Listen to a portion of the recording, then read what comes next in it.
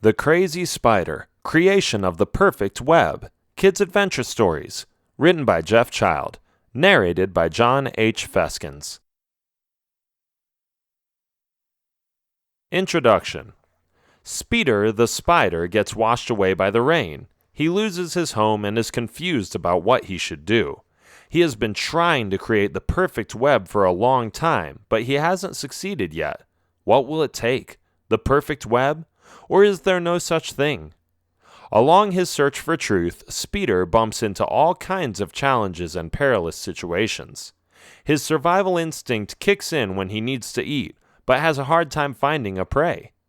The perspective of a spider is clearly visible in this book about a critter that often gets ignored or stomped on.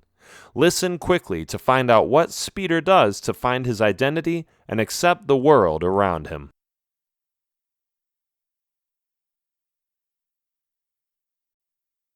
Chapter 1. The Rain. The rain is dripping. Drip, drip, drip. Oh, now it's pouring. It's like a waterfall. Speeder hates days like this. They drive him crazy. All the drops from the rain are hanging in his web. He spent hours creating it, and now it's getting soaked by the rain. Well, that's just great. Anxiously and compulsively, Speeder tries to hit the raindrops so that they will fall out of his web. His web was so good.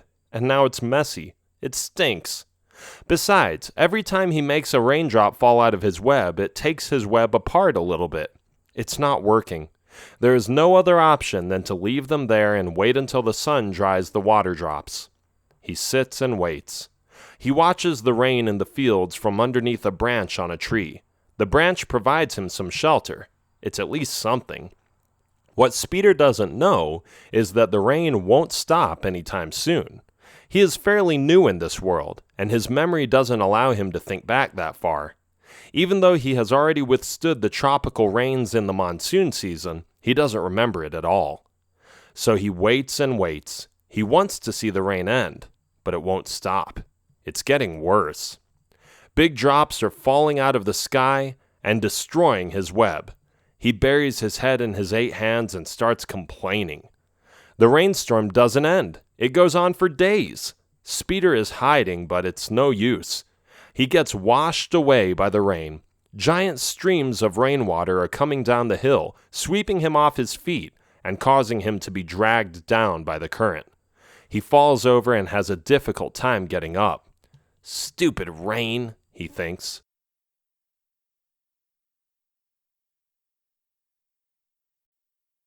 Chapter 2. The Flies.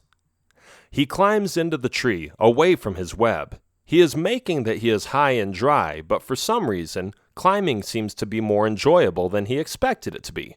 He climbs down. He climbs up. Climbing has become so much fun. Perhaps he is meant to climb, he thinks.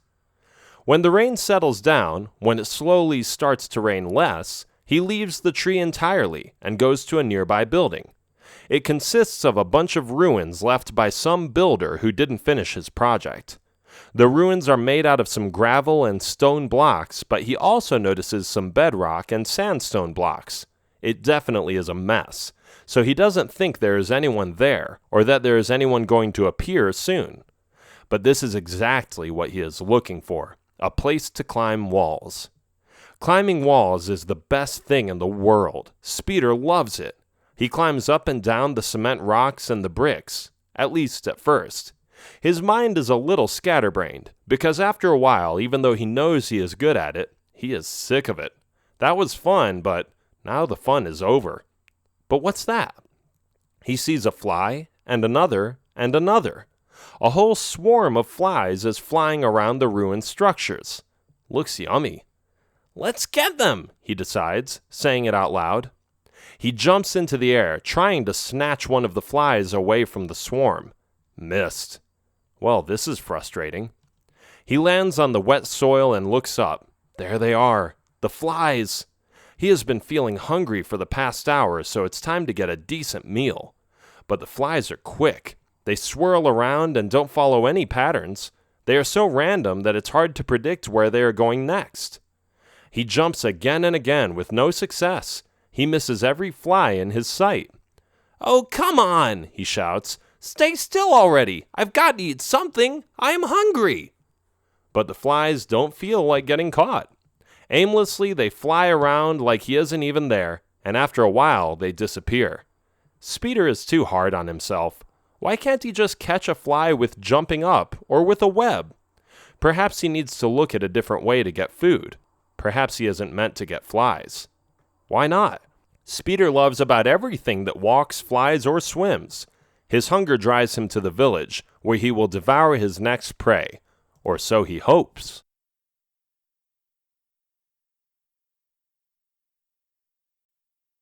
Chapter 3. Hunting.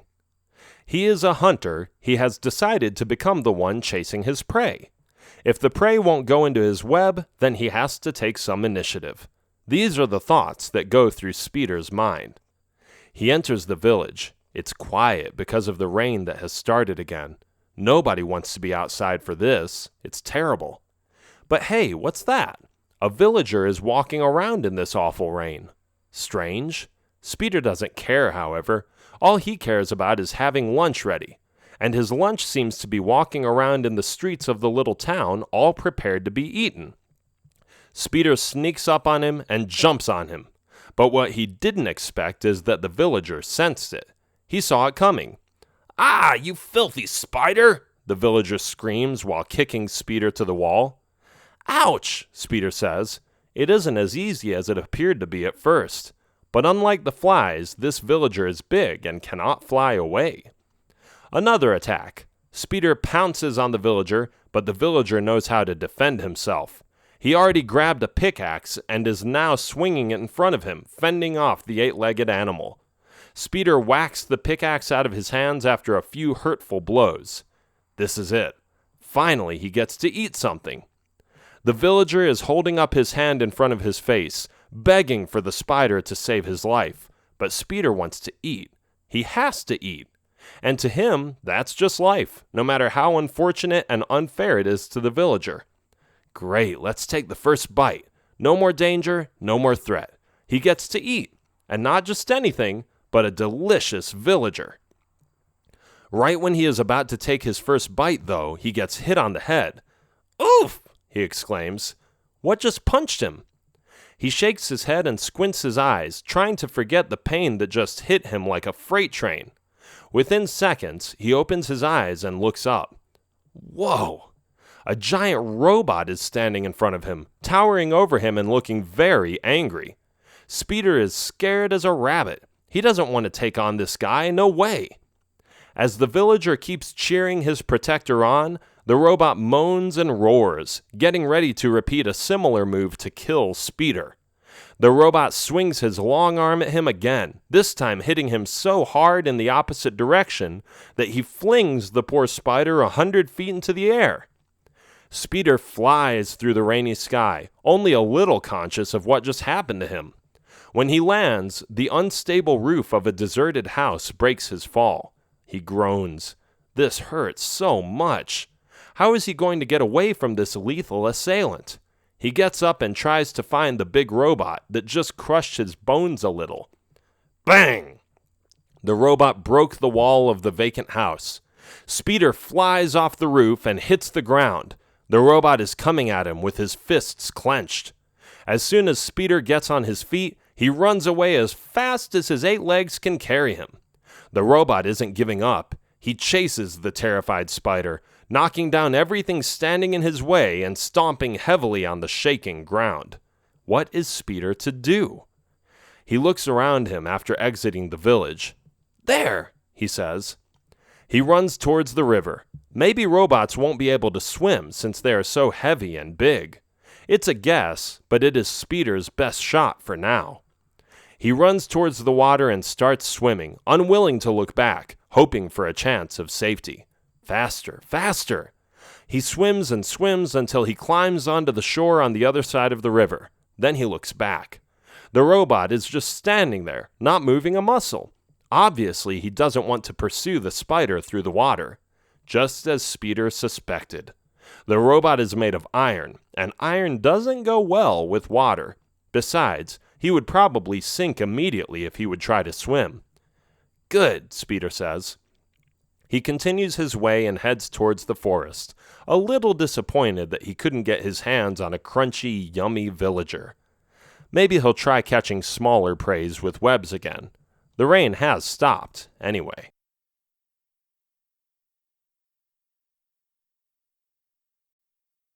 Chapter 4. Webs. Back in the forest, Speeder has decided to start creating webs again. First, he needs to find a better location. He carefully observes the wind, the trees, and the branches.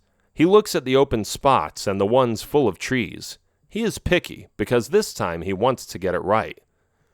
"Hey, what are you doing here?" he suddenly hears. He turns around. "I'm sorry," the spider says that just talked to him. "Let me introduce myself first. I am Roger the spider. What's your name?" "Speeder." "Sounds like a nice name. So what are you doing all the way out here? I've never seen you here before." "My web broke because of the rain, and then I tried to eat a villager, but he was protected by a robot. It was awful. I nearly died." "Oh, yeah, you don't want to mess with those," Roger said. "Robots hate spiders. They will crush you if you let them. I never come near them when I see them." "I wish I would have known that," Speeder says. "Well, you probably didn't see him coming, did you? Some villagers have a big guard like that because they know of the dangerous mobs and monsters in the forest. It makes sense. I would probably do the same if I were a villager." "Yes," Speeder says. It's silent. So what are you up to?" Speeder asks. "We are having a web contest," Roger answers. "You should participate. It would be awesome." "Sure," Speeder says. "How many contestants are there?" "Many," Roger says. "Like, seriously, you don't even want to know. But it doesn't matter. You don't have to win. It's fun enough to compete. You get to show off your web to the ladies and learn a lot about creating webs along the way." "Sounds like fun," Speeder says. "Let's go." After a few minutes, they arrive at the location where all the spiders in the forest have gathered to compete against each other. Speeder looks with big eyes at the scene in front of him. There are hundreds of spiders in the trees, all of which are diligently creating webs with shapes and patterns Speeder has never seen before. Some have triangles or square patterns in their webs, while others made an effort to impress the judges by swirling their webs around branches in certain ways, or putting a symbol of some sort in the middle. "This is amazing," Speeder says. "Pretty impressive, isn't it?" Roger says. "Let's go tell them that you're here to be in the contest." "Okay."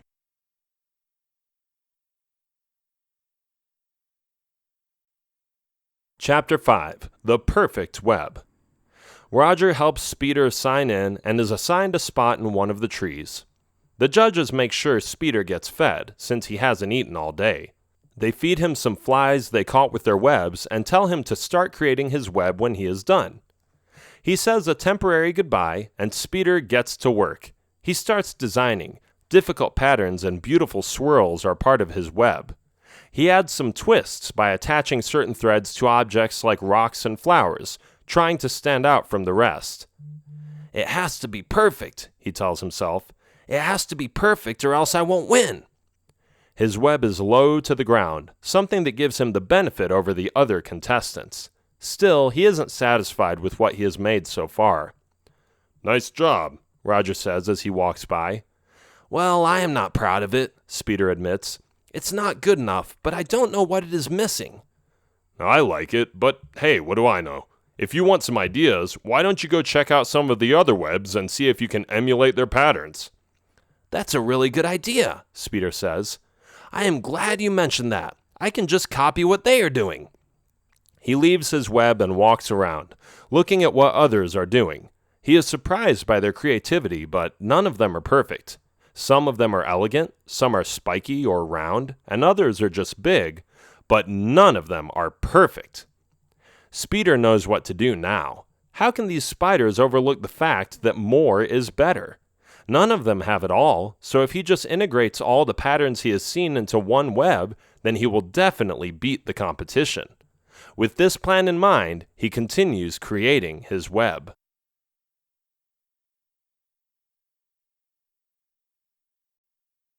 Chapter 6. Perfectionism Broken. Wow, you are going big, aren't you? Roger says as he walks by. Yes, it will be perfect, Speeder says. There is no such thing, Roger disagrees. Designing a web is an art. Everybody has their own style. You can try to perfect your web all you want, but that doesn't mean it's better.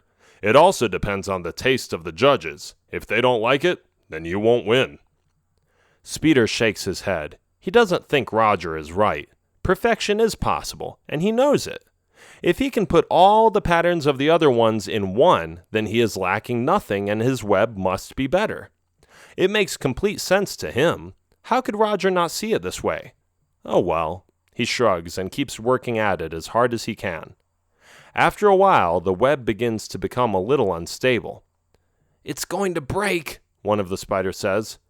Oh no, of course not. It's perfectly fine, Speeder says, denying what he is actually seeing. His web contains more than 100 patterns, which makes it hard for the branches to hold up. It's too heavy, and the branches that are holding it are already bending down. Speeder is a little annoyed, but he doesn't want to admit that this was a bad idea. He keeps working at his web. He keeps strengthening it wherever he can. But then, something really frustrating happens. Something none of the spiders could have predicted. It is a chicken. A chicken is running through the forest as if it lost its head, randomly bumping into trees and jumping over branches. Watch out! One of the spiders yells. But there is nothing Speeder can do about it. Helplessly, he watches as the chicken runs right through his delicate web and causes it to fall on the sandy ground. No! Speeder exclaims. The chicken gets stuck in one of the sturdier webs and gets captured and eaten by the other spiders. But despite the piece that gets distributed to Speeder, this discouraged spider is not happy. He lost his web, the web he worked on for hours and hours and hours. It's gone. It's all gone. Speeder feels like crying. Then his friend Roger approaches him and puts one of his 8 legs on his back, trying to comfort him. How can I ever get it perfect if things like this happen? What a stupid chicken, Speeder says.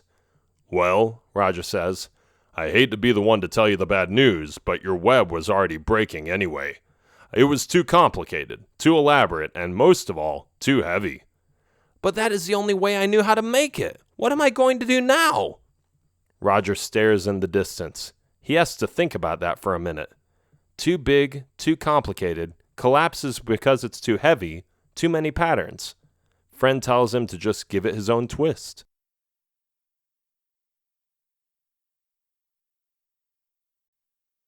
This has been The Crazy Spider, creation of the perfect web, Kids Adventure Stories. Written by Jeff Child. Narrated by John H. Feskins. Copyright 2017 by Jeff Child. Production copyright 2017 by Jeff Child.